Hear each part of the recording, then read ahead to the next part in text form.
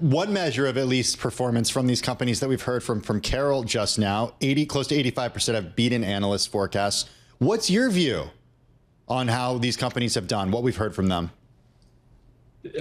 Tim, Carol, it's great to join you again.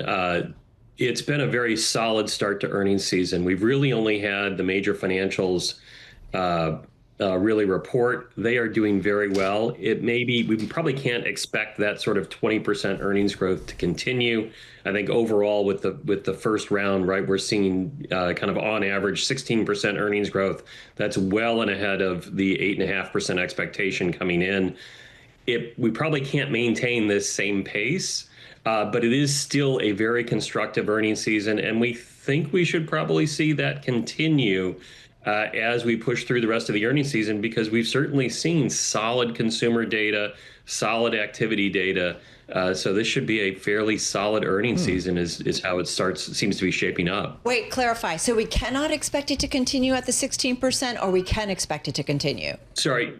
Yeah, great point. The 16% seems relatively robust, but we are well ahead of, doing double pre-quarter expectations seems like that's maybe a little too good to be true at this point, particularly because we had such strong growth coming from the financials. So we might see it ebb a little bit, but it still appears to be a very solid quarter at this point. So square this for us with a weakening consumer, or maybe a labor market that isn't on as solid footing as it was, let's say, 6 months ago.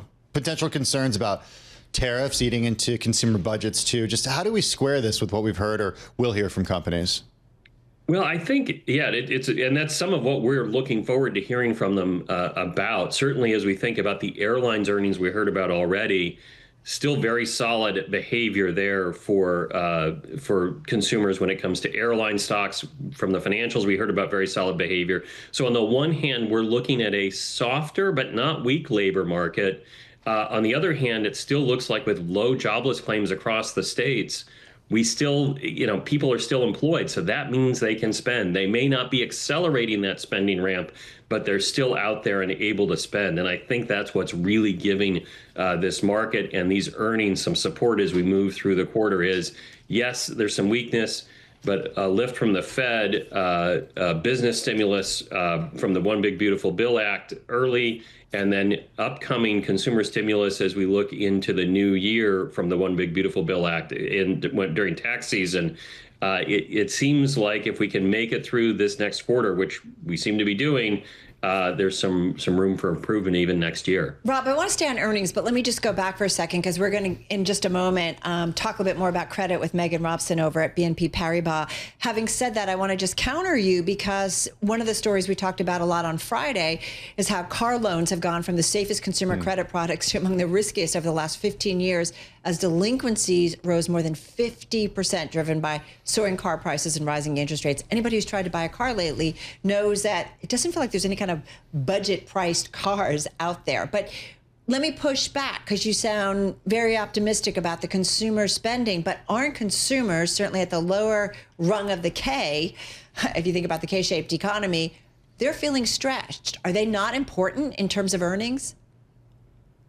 They are important, but what really matters overall is the total amount of spend. And what we've seen so far is the upper leg of the K is certainly what's been carrying this consumer. There's certainly risks. I think the good news for the lower leg of the K, I hesitate to call them that, but for the lower income consumers, they still have jobs. So they may have some stress, but as long as they have jobs and incomes, we should be able to muddle through, right? There's certainly a risk, but stress in, say, the auto loan market doesn't necessarily translate into contraction in employment. And that's really going to be the key moving forward, is as long as we're seeing people still have jobs, this is a workable situation. But it does make me wonder when I look at the U.S. yield curve, and again, we're going to talk credit in just a moment, but I got a 10-year that's still below 4%, Tim, and it makes me wonder, are we starting to see some weakness in terms of growth, or does this make it a little bit easier for maybe somebody who's got some adjustable rates in their life? Rob, day 20 of a government shutdown, hard to believe that's where we are at this point. It's among the longest of them. It could go even longer, of course. What is the effect of that on the U.S. economy? Yeah, and the longest, as you point out, Tim, is 34 days. So we're not we're a couple of weeks away from hitting the longest stretch here. It certainly has some modest effect on the economy in terms of a slowdown. But some members are getting paid, right? Some of the benefits are getting paid. We saw the military get paid at mid-month.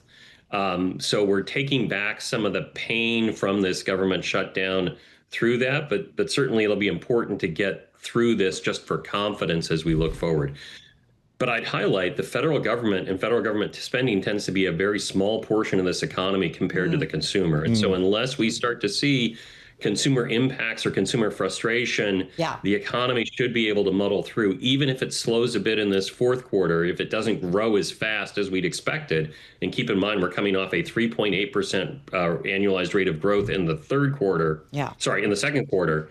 Into the third quarter, right? Third and fourth quarter, we may see something somewhat slower, but it should still be enough for us to see slightly positive growth, and then the government will reopen at some point, and we'll see a recovery there. Rob, very quickly, 25 seconds, the AI trade, AI-related earnings, the big Mag 7 companies, are they going to come through this quarter? Very quickly, if you could, when it comes to earnings. It does seem like there's room for that. And in particular, it's the investment spending that continues apace. So we're looking forward to hearing more, but the early indications are strong for earnings to continue.